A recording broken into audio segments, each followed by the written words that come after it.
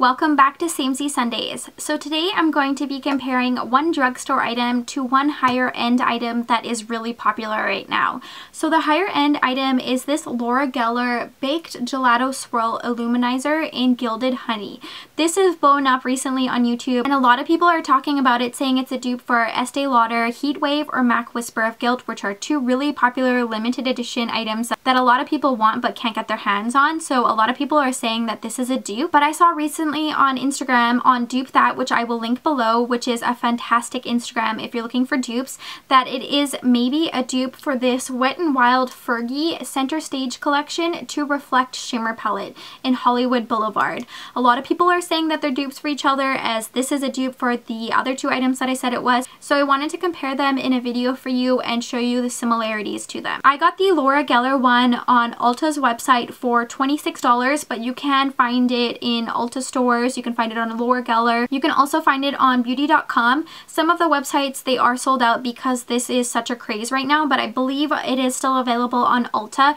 And the Wet n Wild Fergie one you can find, I believe, only at Walgreens, although they might be available in some other drugstores in the States. I'm not 100% sure, but this one was around, I think, $5 American. Overall, it is a different price range as well as different sizes. You can see that the Wet n Wild is much bigger. It's almost like 4 of the little Laura Gellers, so you will get a lot more product in this one. And the Wet n Wild has swirling in it, where the Laura Geller is just a pure gold. Overall, I think that they are quite similar. If you have one, you definitely don't need both. If you are on a budget and you're looking for something that's a little bit better value, you could go for the Wet n Wild one, but if you want to go for the hype and you want to see what all the YouTubers are talking about, then you could go for the Laura Geller one. I have both of them swatched on my hand, which I will do a close-up of. I will say that the Wet n Wild one has a little bit more of like a pinky undertone. It is still really gold, but it has a slight pinky undertone, and I think that's because of the pink swirl that is in the product. But honestly, I don't think that you would see a difference when you're using it as a highlight on your cheekbones. The texture of them is a slightly different. I will say that the Wet n Wild one is slightly chunkier, not chunky like glitter, it's just not as smooth in texture as the Laura Geller one, and that might just be due to the brand difference. I don't think that you would see any difference on your skin, and you really only feel that difference in your fingers. One thing I did find interesting, and I'm not sure if it's just because they are a newer product, is that the Laura Geller one was a little bit harder to pick up on the brush.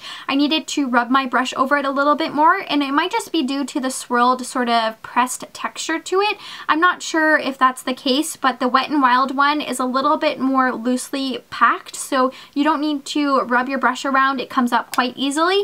I'd be interested to see if the Laura Geller one comes up easier over time. I don't think that the texture difference or the way the product picks up would be an excuse to buy both of them or to buy one or the other. I think that it is just personal preference. I think that if you have one or the other, you definitely don't need both, and if you're on a budget or want something that's a little bit better value, go for the Wet n Wild. But if you prefer Laura Geller, or if you just can buy the Laura Geller, I would definitely recommend that one as well. I don't think that one of these lasts longer than the other. I did the other day wear one on one cheekbone and another on the other cheekbone, and I felt like they lasted the exact same throughout the entire day. I even asked my boyfriend, I said, I have two different highlighters on, can you tell? Or like, what do you think of my highlighters? And he said they looked exactly the same. I unfortunately don't have either the MAC one or the Estee Lauder one to compare the goldness to either of them, but I really enjoy these highlighters. I think that the gold is really pretty. I think it would be really pretty on a tan skin or someone with like olive or deeper complexions. The gold would really just pop, so I would really recommend these. If you have compared either of these to the MAC Whisper of Guilt or the Estee Lauder Heat Wave, let me know your thoughts about them in the comments below,